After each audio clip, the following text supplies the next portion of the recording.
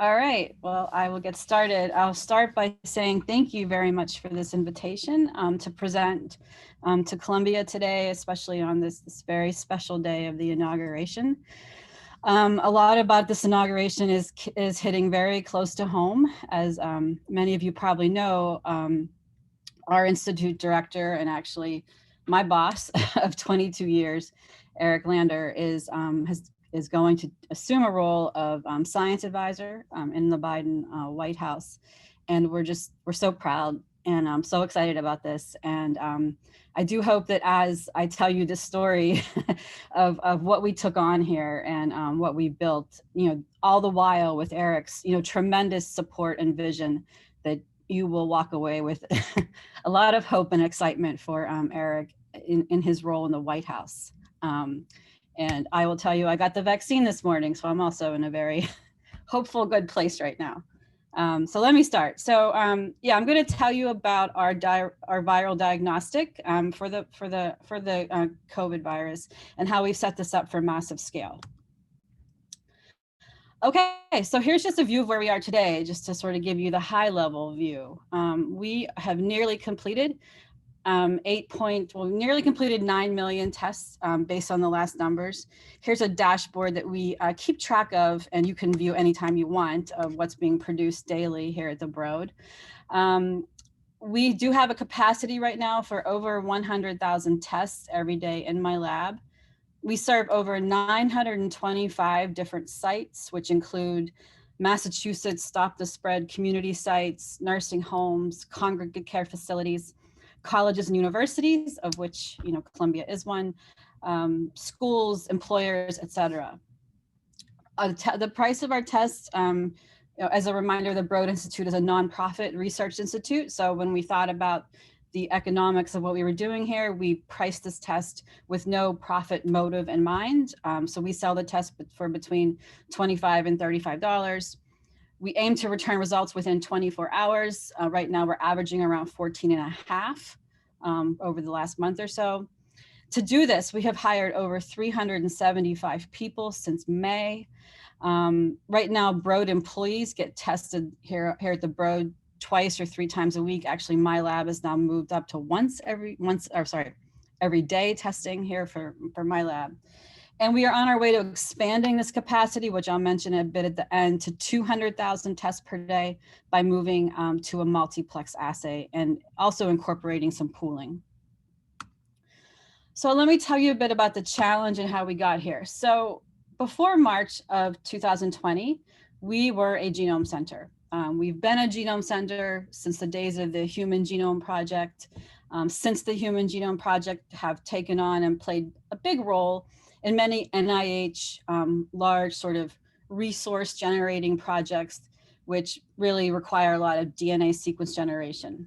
So I'm a human geneticist by training. I've been at the Broad, like I said, for 22 years. I've directed the center since 2012. So in March of 2020, we were about 120 people. Again, we were DNA sequencing people. Then coronavirus happened, and since those times of 120 people, the lab is now 480 people in total.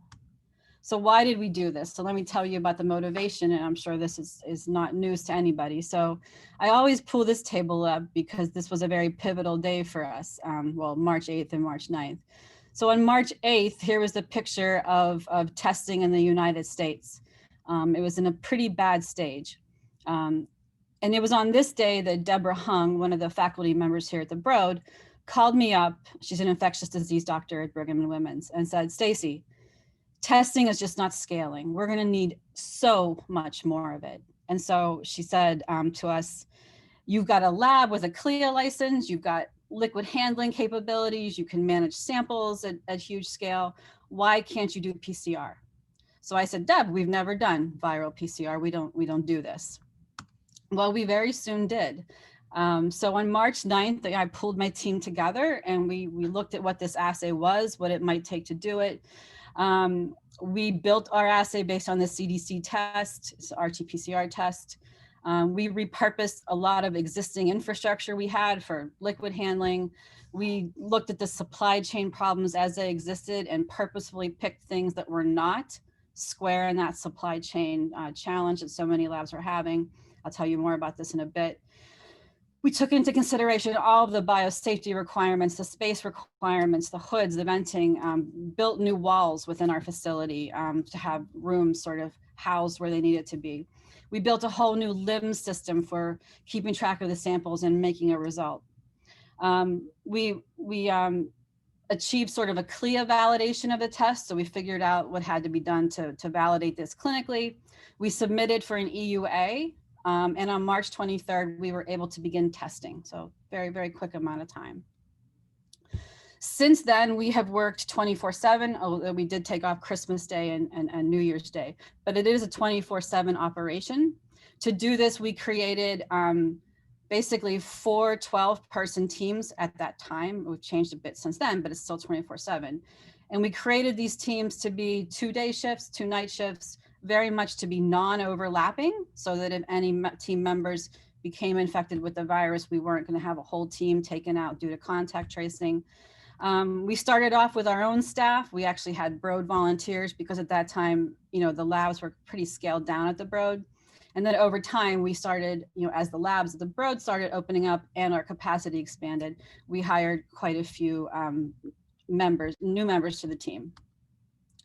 So let me tell you about the assay. The assay is, as I told you earlier, it's the CDC's RT-PCR assay, which we're testing for probes that match to the N gene and the virus. It's just a qPCR test, which we run on the Thermo Quant Studios. As I'm sure everyone here understands, the output of this test is basically to report a cycle threshold for when a probe is detected. So in each of our tests, we're detecting a viral probe and a human target, the RP, as a control. The assay has a very wide range of sensitivity, which is good, but also can be very vexing. So here's a distribution of the CT counts. So when you have a very low CT count, it meant there was a lot of virus there. So the probe pops early in the PCR. When you have a high CT count, you have a very low number of copies of the virus, but you're still detected. So it's still a positive signal. So this is the distribution of CT counts we see in our assay. We always see this bimodal distribution, which we honestly don't have a great explanation for, but it's just a very wide range is the point. So we detect very high viral loads and very low viral loads. And this can be very, it's a point of concern sometimes as we return these results. Someone with a cycle threshold of 35 or 36 is positive, but they have tens or hundreds of copies of the virus. What does that really mean? How do you kind of deal with that clinically? I think is a big question, and probably a move we'll see over time to start reporting these cycle thresholds as part of the result. So we got started. So I want to tell you about some of our use cases and how we're applying this capacity. So before I tell you more about how the labs run. So our very first use case was nursing homes. There was a very big call in early, into March and April to really dive into these nursing homes and do very broad testing of all the staff and all the residents because there was so much infection that was being spotted here in Massachusetts. So we started working to provide testing, in conjunction with the Massachusetts DPH to about 400 nursing homes throughout the state. We worked with the Massachusetts National Guard, who stepped in to do the actual sample collection. Members of my team actually went into some of the homes as well to help them set up the test ordering platform. So we had the correct labeling and everything. But that was a really, amazing experience that I think, everyone really was so grateful to have the capacity. We learned quite a bit. So this is just a quick glimpse of some of the nursing home, sort of looking at some of the data that we did. In that particular use case, we were recording on each of the requisitions if the person was symptomatic or not symptomatic. And we did observe something that we later did report, that the amount of virus, sort of the cycle threshold that we measured in people with symptoms or without symptoms actually wasn't that different. And so this was, again, something that underscored the importance, I think, of broad testing, of asymptomatic testing, because as we all know now, people who don't have symptoms are definitely carrying this virus. And this is something that we were able to identify in these nursing homes. So we had this moment, I would say, as the early part of our explorations into viral testing. And at this time, we were probably performing 1,000 or so tests a day. We had this really, big moment where we said, well, actually Eric Lander came to us and said, well, if you can do a couple thousand a day, why not 1 million? Like, what's really holding you back? So we kind of compromised and said, I can probably get to 100,000 to start with. And I want to tell you some of what it took to get there. So if you think about what has really limited some of the more traditional sort of labs doing this kind of testing, most of them sort of operate in this way. There's a very non-uniform front end because they're dealing with so many submitters and so many hospitals and so many clinics. So non-uniform submission of different swabs and different tubes with media in them, and media was hard to obtain. There's a lot of manual transfers of the liquid from the tube. Labeling is tough. There were paper requisition forms. We were dealing with that first at two. A lot of stuff that just doesn't really lend to scale. In addition, many of these labs depend on very specialized kits that match to very closed boxes, sort of one-touch systems, which are great when you're able to get the kits and run sort of in sort of that cadence. But if the kits aren't available and the machines aren't getting produced, then really this is where the constraint comes in. So we took that into account. So as we thought about how to get to 100,000, we did a few things very differently. So first of all, we used a lot of sort of process design stuff that I'll touch on a bit about how to organize the lab. But we really tried to deconstruct the whole paradigm here and make it very standardized in some ways and simplified. We identified a simple, scalable, off-the-shelf software solution for test ordering and resulting I'll tell you about. And we were also fortunate to have investment from both the state of Massachusetts and from NIH to sort of help support the infrastructure we had to build.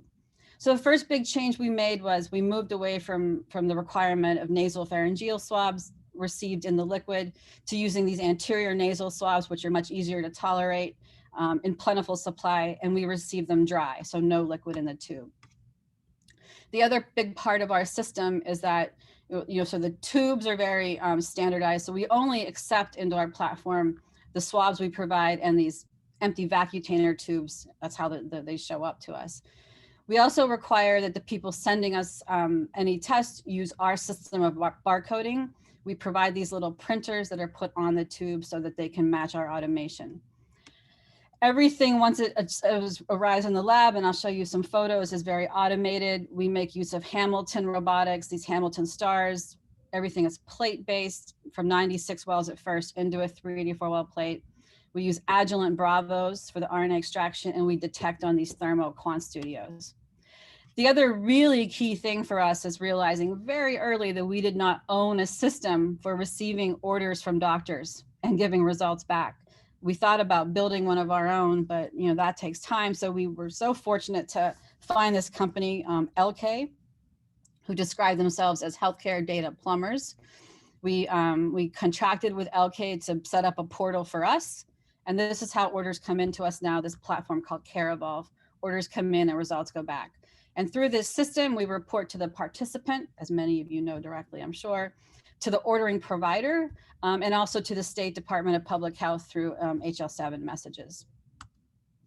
To get there also, to build this big capacity, we used a very sort of interesting, I think, process of visual management and dynamic work design, where we're continually setting targets for the lab, having check-ins. We have these visual boards with virtual stickies where we're really daily keeping track of what has to be done, making decisions, solving the problems to move to the next step, and getting it done ultimately. So just a few pictures of the lab to show you what I'm talking about. So once the tubes and the samples are received here at the lab, the tube is picked up and scanned into the computer. The barcode and the human label is checked to make sure that the readable label with the name and date of birth is checked to make sure it matches an order in our system. After this accessioning step, the tube is never touched or opened by a human ever again. So the samples are put directly into these racks for automation that you see here. Here's a picture of that tube with the barcode. We have a couple instruments that decap the tube. So these racks are fed into the decappers, and these decap at a rate of, each machine, I think 1,500 tubes an hour. After that, the racks are moved into a station to be filled with lysis buffer, because remember, the tubes are dry right now. We had to add buffer to release the RNA, release the cells, I should say. There's a transfer step where the Hamilton robots come in and remove the liquid from the tubes and put them into a plate, a microtiter plate that'll be used for the downstream steps. RNA extraction is done in 384 well format here on the Bravos. And then PCR happens essentially on these qPCR machines, of which we have around 60 right now in the building. So how did we get this turnaround time? That's what I think people are usually most impressed about this operation. And I really want to stress here that it's not a regular undertaking of any lab. We really use very sort of classic manufacturing techniques. So sort of techniques that are used to manage, Toyota or Harley Davidson or any sort of manufacturing facility. There's a flow through the lab. There's a predictable sort of what we call a pull system that moves samples from one step to the next and make sure there's always sort of inventory, quote unquote, in the one step before the next step becomes overloaded. And so it's sort of this idea of push versus pull manufacturing, that in a push system, you can get uneven piles of work happening at various places. And depending on where that pileup happens, would lead to a difference in what the turnaround time would be. So you can't really predict the cadence. With a pull system, it's a very uniform system, so we know what the bottleneck is, and so we only fill up each step before it with what that bottleneck step can handle. By getting this sort of system in place, we actually use visual cues, so the lab knows how to pile up before the next step. It really creates a very steady cadence and a predictable turnaround through the lab. And the big things about this to know are there's no sort of jumping in line, there's no prioritization. It's really a first in, first out approach. So the turnaround times have been very consistent. So we definitely have built the lab around this. Overall, we've been 14.8 hours in average. We do keep track of this very, very close using systems in the lab like Tableau. So here's just a view of our daily turnaround time and the amount of samples that are returned within 24 hours. So I'll tell you just a little bit about the college program and where we're going to go next to help help the K through 12 system, hopefully. So as we were putting the plans in place to launch this big capacity system, the 100,000 test system, this was early in the summer. And a number of schools, local schools, reached out to us and said, well, as some of the college students come back, could you potentially help with testing? And so we thought about it and thought, this is really a really good application of what we're doing, because we know the schools wanted regular testing. We knew they wanted to partner with us and learn how to do this. And so we decided to sort of build a very distinct program around this college and university testing.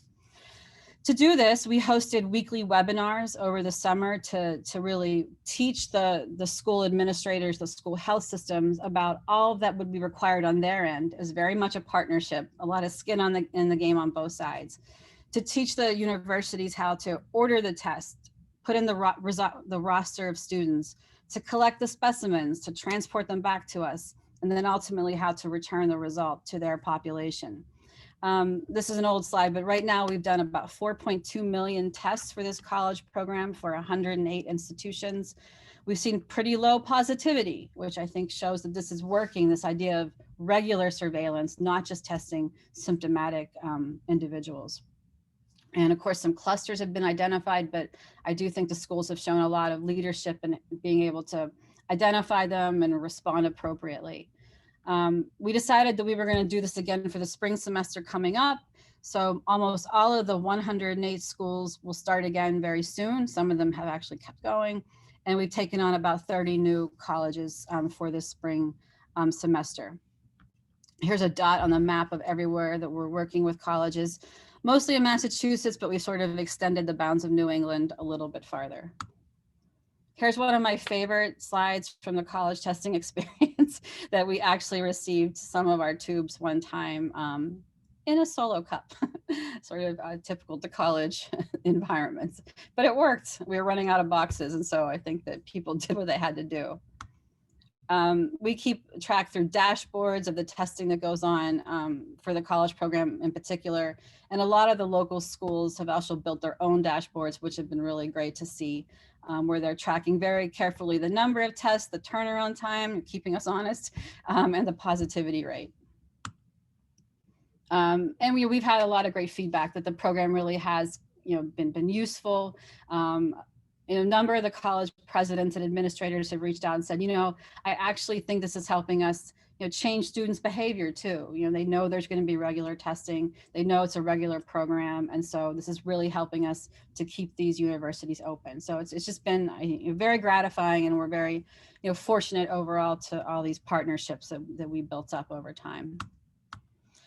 So where to next? What to do now? Even with this vaccine on the horizon, like I said, I got the Moderna shot today. I think there is still going to be a need for increased testing, and hopefully more of a national strategy of how we apply this kind of testing.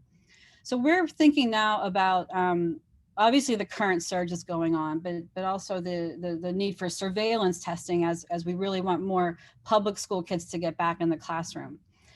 So we're really moving to increase our capacity.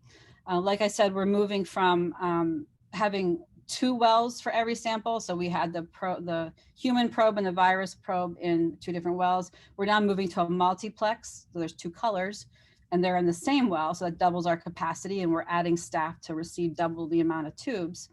And we're going to start doing some pooled surveillance for testing, for surveillance testing. The way we're envisioning pooled testing, very quickly,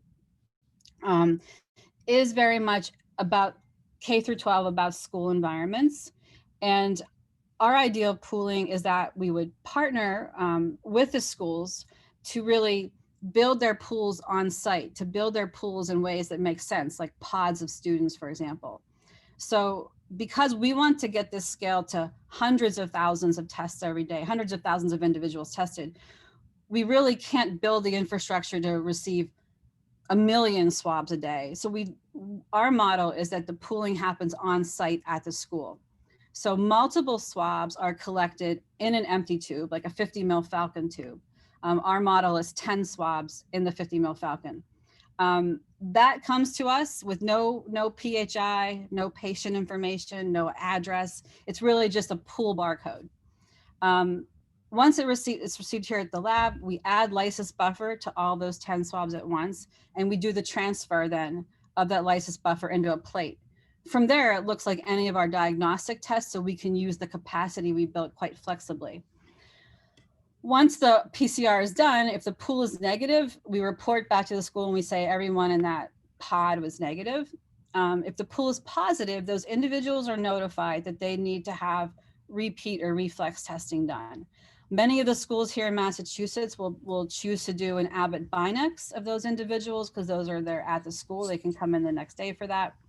You have 2 minutes, Stacey. Okay, I got you. This is my last slide. Or they will be referred for a standard diagnostic test. These communities do have community sites in which they and the family can go and get tested.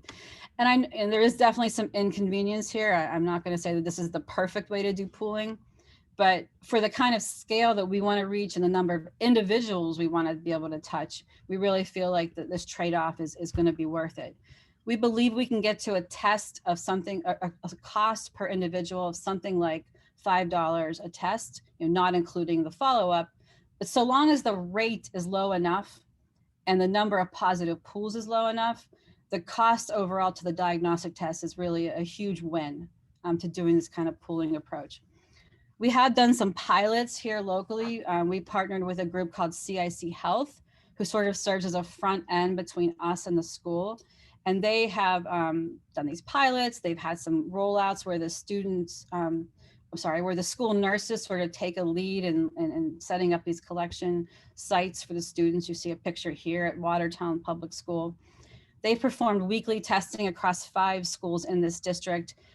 5,000 tests so far, 25 cases that were all confirmed in the individual diagnostic. And so far, the school district, the school nurses have really viewed this as a really great success. So we're hoping to roll this out much more broadly in the coming month.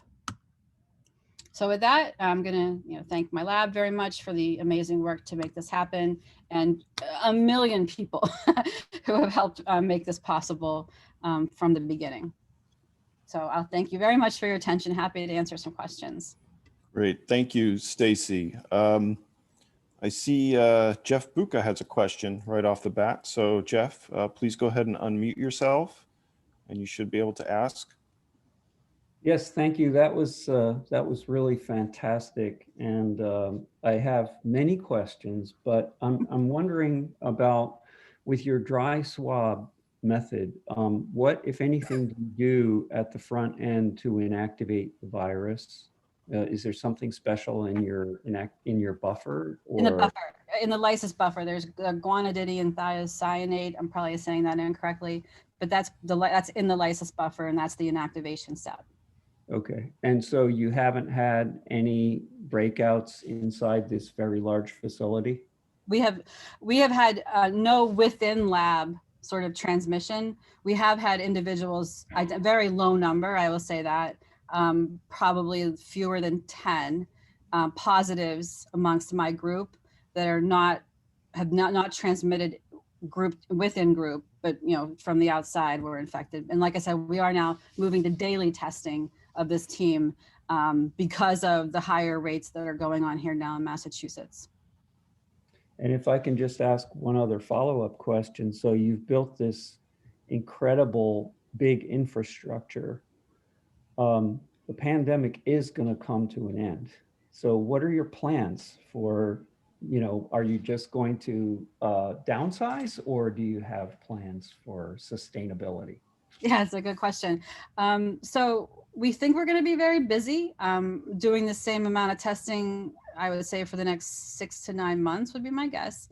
We also are going to start getting into surveillance sequencing for very obvious and good reasons. Obviously, the emergence of these variants is concerning, very natural, but concerning. We are a sequencing center, and so we do want to start to help the national effort for viral surveillance. We also have a very strong representation of New England in terms of where the samples come from, and they're sitting right here in the lab. So if we can figure out a way to get these regularly flowing into some sequencing, I think it's going to really help the national effort. So that will be some use of this number of people that we brought on. And we're also thinking about other diagnostics. What I think we've learned is we have, this has been a very interesting and, great learning experience for all of us. I never thought I would be in this space, as a human geneticist, but we are sort of thinking about how we pivot this capacity to other molecular diagnostics, perhaps DNA-based sequencing diagnostics. And so active discussion. And we have a question from Rodney Rothstein. Rodney, unmute yourself and you should be able to ask. Yes, thanks. Great talk. I wanted that the bimodal distribution that you showed for the N protein was really interesting. And I wanted to know whether you've looked at other regions of the virus, and does it always give that bimodal distribution? So our probes have only been N gene. At first, we were doing N1 and N2. They both show the bimodal distribution. We have now dropped to only N2, still bimodal even by itself. But yeah, we've not done other genes. I'm sorry, we haven't. But that it's just such a persistent finding, and we have looked at it over time. We've looked at it by gender. We looked at it by age, by symptomatology. And so far, we don't find a correlation, but there must be something interesting there.